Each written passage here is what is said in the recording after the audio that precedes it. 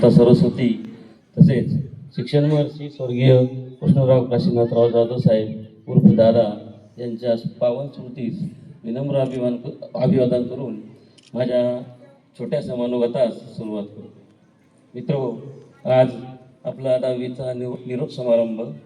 सकाळपासूनच 10वीच्या मुलांच्या मी चेहरे वाचले, कारण सुरुवातीलाच मी अगोदर सूचना द्यायला गेलो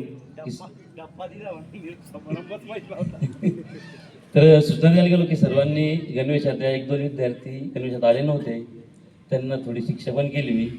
ठीक आहे, असो. तर काही मुलांचे चेहरे वाचले मी सर. तर काही मुलांच्या चेहऱ्यावर आसू आणि हसू असे दोन प्रकारचे आविर्भाव मला त्यांच्या चेहऱ्यावर जाणवले. आसू यासाठी की लहानपणापासून पहिलीपासूनच 10 वर्ष आपण या शाळेत घालवले, धिंगामस्ती केली, शिकलो, प्रसंगी खोड्याही काढल्या, म्हणून थोडंसं आणि क्षणार्धातच ही शाळा सोडून जाण्याचं दुःख तुमच्या चेहऱ्यावर मी जाणवलं. आणि हसू याकरता की 10वी नंतर एका नवीन शहरात शिक्षणासाठी आपल्याला जाण्याची संधी मिळेल. त्याचप्रमाणे सर्व काही नवीन इमारत, नवीन महाविद्यालय, नवीन प्राध्यापक, आमच्यासारखे नवीन शिक्षक, सर्व काही नवीन.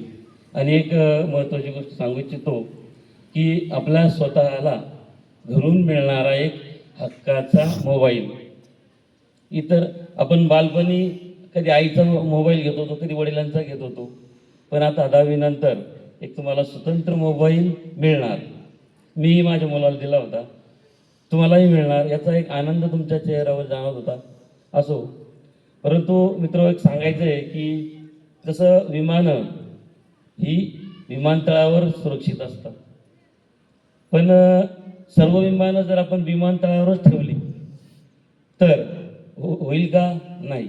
तसंच माणसाचं आहे, निवांत बसायला माणसाचा जन्म झालेला नाही.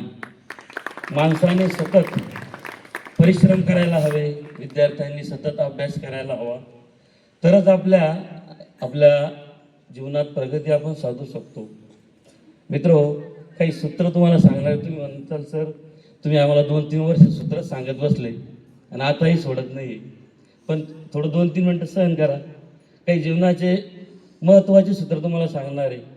त्यातलं महत्त्वाचं सूत्र असं आहे, स्वतःच्या चुका शोधा आणि सुधारा. एक हिंदी कवी म्हणतो बघा सर, कमियां तो सब में होती है. मला एवढी कविता येत नाही, पण प्रयत्न करतो मी आता.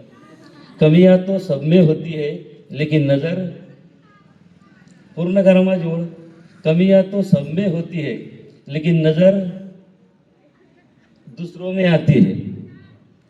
म्हणजे ही नैसर्गिक प्रवृत्ती माणसाची की स्वतःची चूक आपल्याला कधीच दिसत नाही. आपण सर्व चुका दुसऱ्याच्या दाखवतो.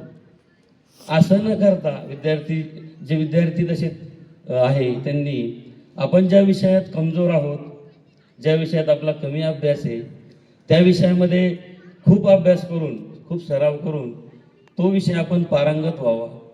हा एक सूत्र, पहिलं सूत्र आहे. दुसरं सूत्र, सतत निरंतर अभ्यास करा.